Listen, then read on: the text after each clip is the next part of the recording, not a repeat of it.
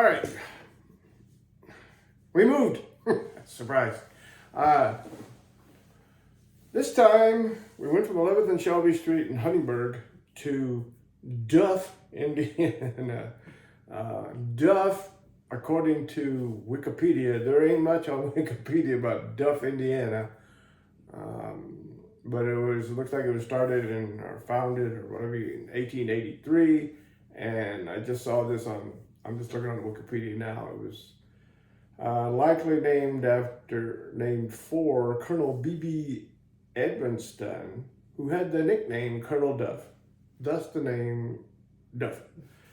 So I don't think Duff ever had maybe more than 100 or 200 people at the most there. And this is probably, I'm now about 9 years old. We're looking at fourth grade, maybe fifth grade. These Duff, the time we spent in this house in Duff, and then off in the house, and then in the house off of Highway 64, and then the one on the old Jasper Road. They kind of overlap. So your memory, or at least my memory, it seemed like we were in these places a long time. But when I start to actually sit down and think about it and record this, I realized that we weren't in any of these houses very long, So, but in Duff, Indiana, okay, we're down. Duff is like maybe 3 miles from 3-4 miles from Huntingburg, and it's in between Huntingburg and Velpen. And so we moved from that house in Huntingburg out to Duff. This house, a lot of memories here. Was close to railroad tracks. So I remember the train going by all the time. We were out, there wasn't anybody really close to us here at all. There was the railroad, once you go north, and there was the railroad tracks were right there. Because I remember those, the trains, night and day, coming through there, blowing their horns. And then just on the other side of the tracks, on the same side of the road, we actually didn't live, if there's in the town, we weren't actually in the town. We were near the central part of Duff, a half a mile away or whatever, and then there was the railroad tracks going north, and then there was a house. People lived in that house. I hadn't thought about this in a long time, but the last name was Cool, K-O-O-L, Cool, the Cools.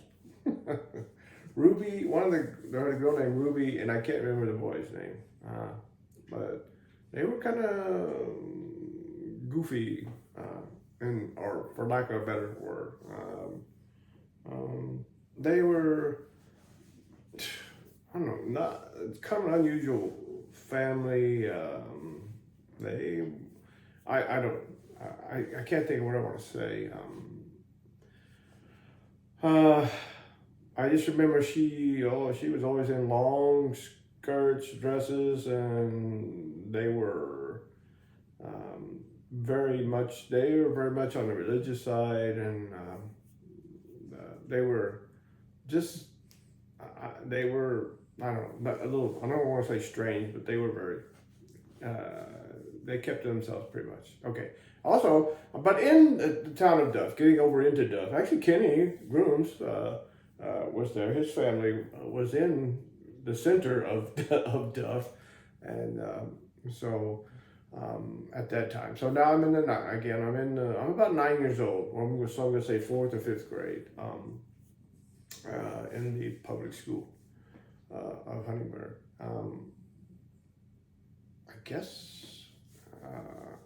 Yeah, we went to the school in Huntingburg. I don't remember. Yeah. Okay. I guess we went they picked us up on a bus and we went to the school in Huntingburg. I don't know how that all worked out. The house that we lived in had there was a well in the back, and there was a pump on the top of the well, that's where we got our water from.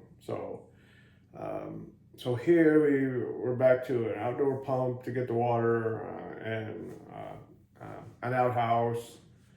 There was a little barn building outside, in the back of the house, and then just a little beyond that is it was just a wooded area, farm, with maybe some corn, and there was a woods right nearby. Because I remember I'm now into handguns and stuff, so I go to a range here, but it's another one of these places where we lived at where I could just walk out the back door and with the 22 rifle and just go shoot. I'm just, you could just go shoot right out your back door, which I wish I could have. If there's anything, one of the things I'd like to have now would be the ability to just walk out my back door and start shooting a gun. That would be fun.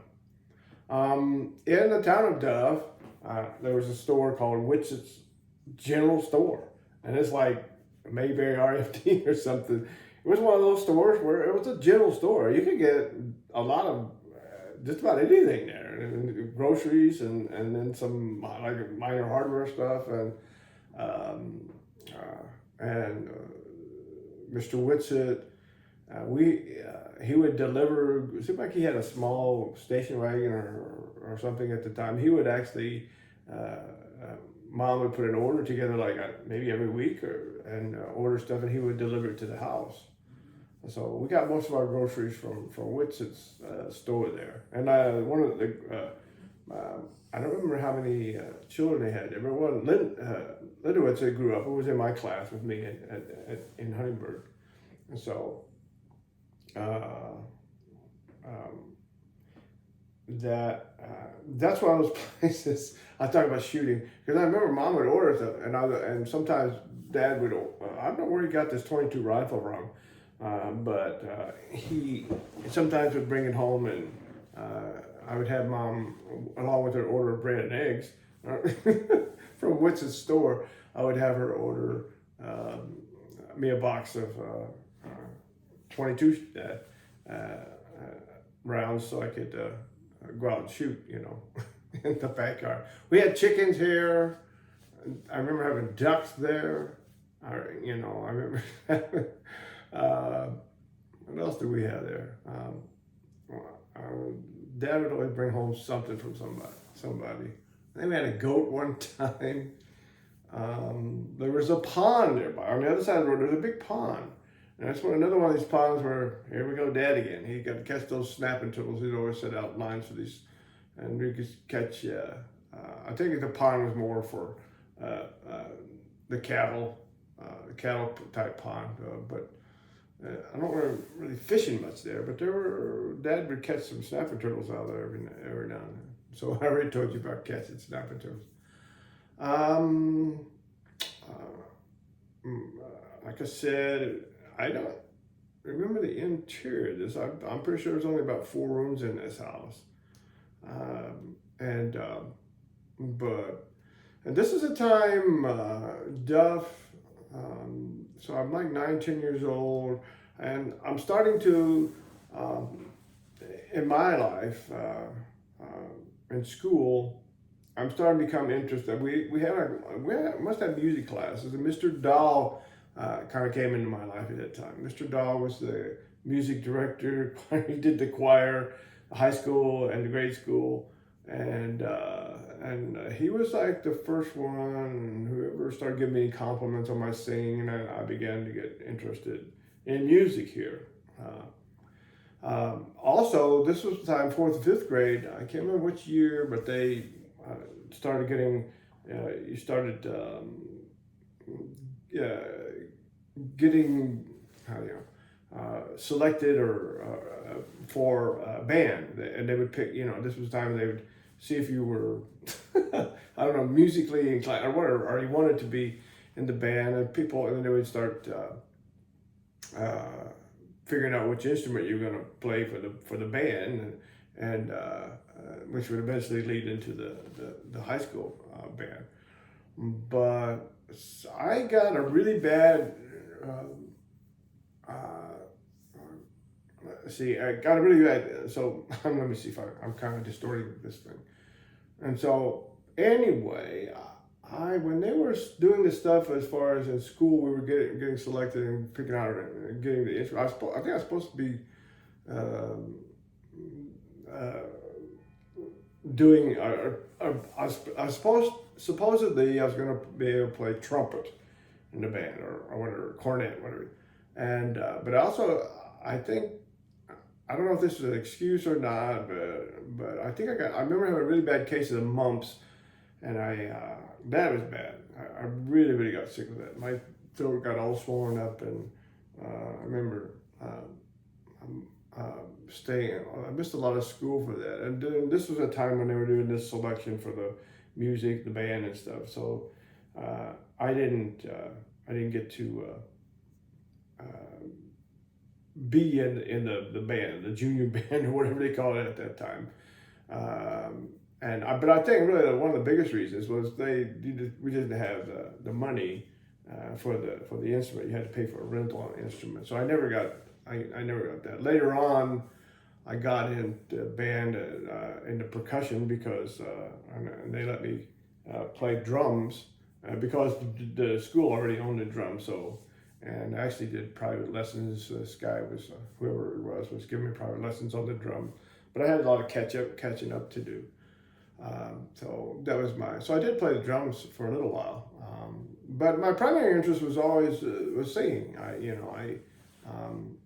I like to sing, and it was like I said, Mr. Dahl, the choir director, took an interest in me, and he told me. I remember him telling me, you might be able to be in the high school choir someday. So I really took that to heart. I really enjoyed singing a lot, and it was something I thought, well, I can do this pretty good, or at least I thought it was pretty good anyway. Maybe it wasn't, but so 4th to 5th grade. Let's see, what else is going on during this time? Well, let's see, then who would be in the household then? Of course, Nancy, Linda, me, Debbie, Michael, and Kimberly.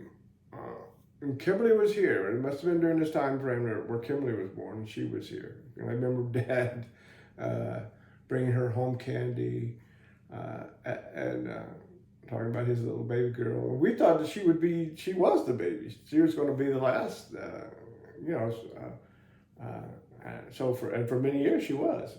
There were 2 births to come that would come late, but at this time Kimberly was the baby, and Dad, just like all of us, he loved his kids, and then eventually he would go on, to love his grandkids.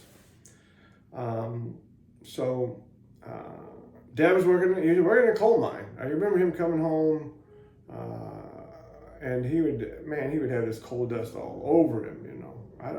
So years later, I would think about, man, if he had that all over his face like that and hands, and he'd come home like that, imagine what his lungs look like. So, not surprisingly, that in the end, between that and probably smoking, he ended up with lung cancer, and. But he made good money, again, working in the coal mines, like he did other jobs. But he just, the alcohol still had control of him, so he'd drink it all up. I don't remember any incidents really. Living in Duff, we were a little bit further from Huntingburg, so maybe that's why he wasn't able to frequent the bars and stuff so much on payday, because I don't remember anything specifically going on here. As far as drinking and him being drunk or coming home, but he was still drinking here, drinking, smoking, cussing, every other. And he could hardly put a sentence together without a cuss word in it. That's how bad it was at the time. So, but I remember him bringing home. As far as the money is concerned, I remember him bringing home and showing he had $100 bill. That was like, oh my God, how'd you make that much money? He must have been proud of it too, because I remember him showing me the $100 bill.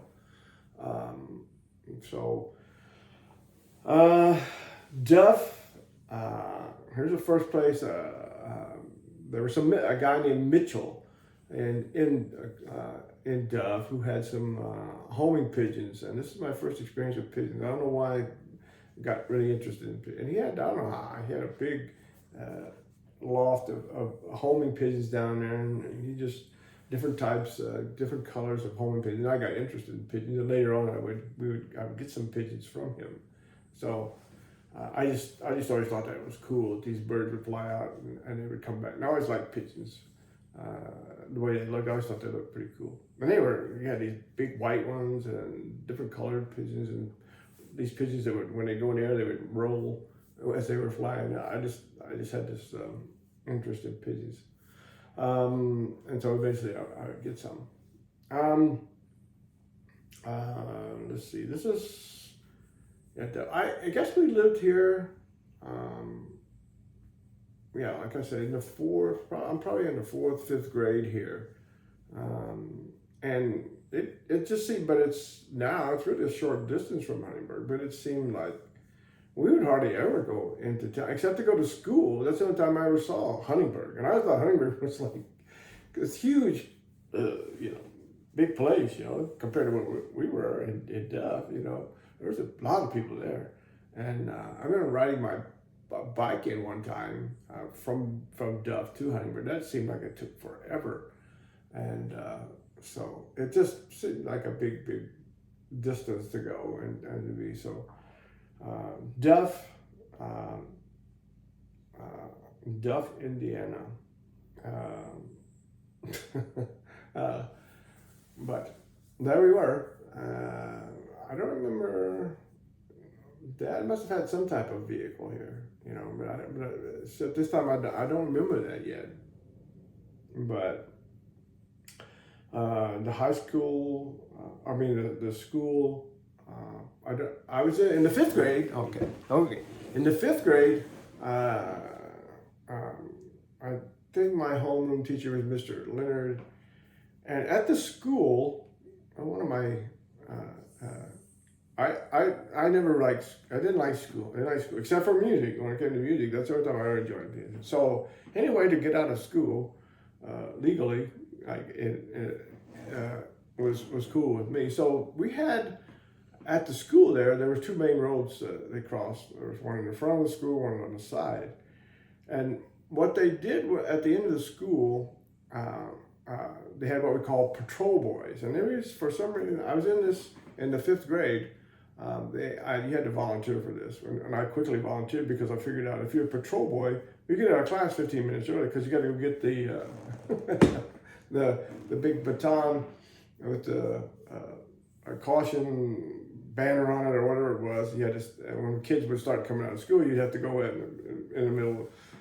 It's like the crosswalk where kids would go across. So you get out there with your sign and make sure the cars stopped while the kids were crossing and going to the other side of the street. So, but like I said, we'd always get out of school 15 minutes early to go do that. Go get ready, go get your stuff and get out there and be a patrol. So I was a patrol boy. I remember a Christmas gift I got from Mr. Leonard. We all get the patrol boys. We got a Parker pen at the end of the school year. That was our gift for being a patrol boy. So, but again, the biggest reason I volunteered to do that is because I knew I get out of class 15 minutes early every day. If I become a patrol boy, you can go out before the end of class and go out and help the students get across the street safely. So I had no problem doing that. All right, so let's see. What else can I think about Duff? Kimberly was born there. I had the mumps while I was there. I didn't get to be in the band, but I did begin to start to have some interest in music here. We're almost, let's see, I was 9, 10, maybe 10. And then the next stop from here, wait a minute. I haven't seen, maybe I'll get to when I go back next year. The plan is I'm going to try to go back to Indiana next year, and go back to Huntingburg and see if this place is still there. I'd like to go back and see if all of these places are still there. So,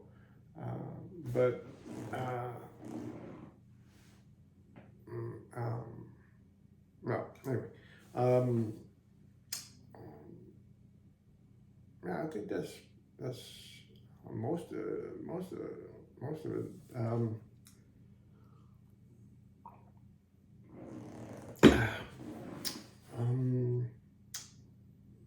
Trying to see if I'm anything else I can remember about Duff. All right. but I think we'll let go on that. The next place we would go to would be a house on Highway 64, but I'll talk about that in the next video. All right, it's time for another song. Hang on. Okay, it's about 1973, 74. A guy named Johnny Rodriguez came along and hit the country music.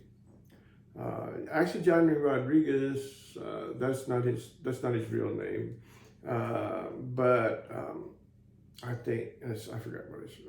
But they changed his name to his Mexican name to Johnny Rodriguez. I think it was Juan. But he grew up around the San Antonio area, and he's actually my age. I think he's maybe 1 year older than I am. But he grew up around the San Antonio area and was playing in some type of a theme park or something, and in some local bands there. And he happened, Tom T. Hall happened to hear him playing in some type of band there. And that's where he got. Tom T. Hall was a pretty big country musician and known more for his songwriting, and that's why he got the nickname Storyteller. But found him and convinced him to go to Nashville with him. And, it didn't take long. Of course, he was a good guitarist at the same time as having a good voice. It didn't take long for him to come up with some #1 hits. Boom, right out the chute. So for about 3, 4, 5, 6 years, he was hot. And I didn't, it's the thing about Johnny Rodriguez. When you listen to, we're back in the era where it's people. I know young people can hardly believe this now, but I didn't know what Johnny Rodriguez looked like until probably a couple of years after he became famous. I had no idea. I just heard this on the radio. I would hear these songs on the radio, and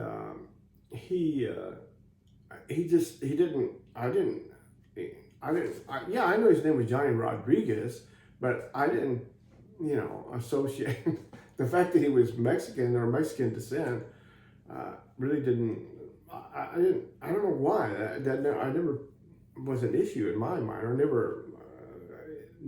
It's like, what?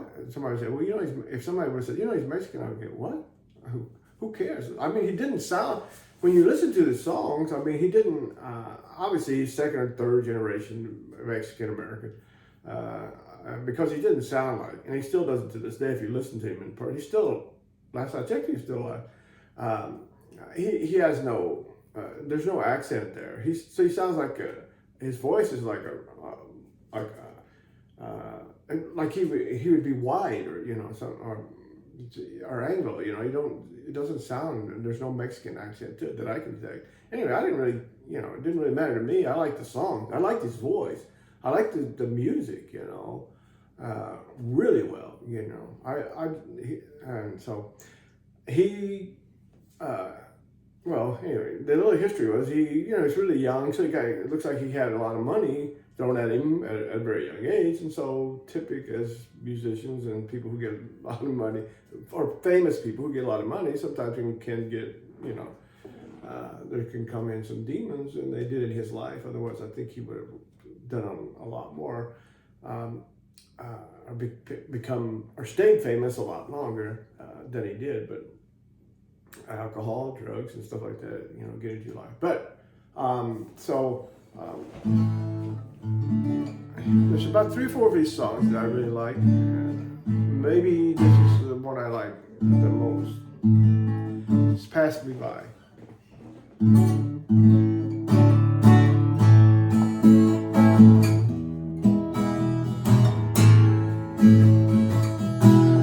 Would you look at what came down the road today, wanting me to be one more mistake away,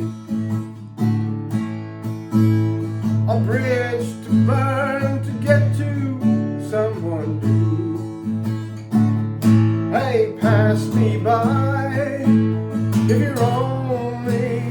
passing through.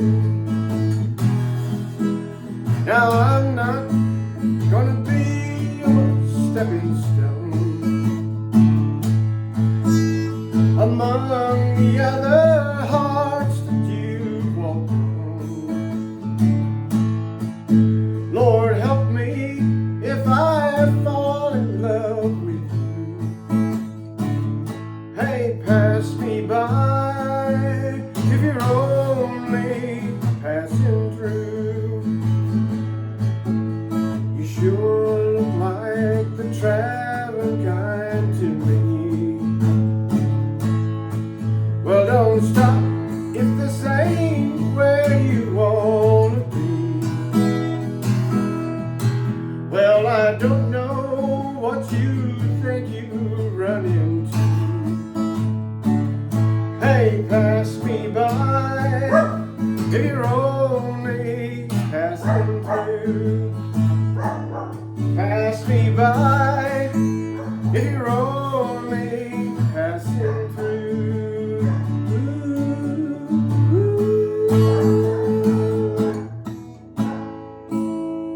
Little bit of accompaniment by CD.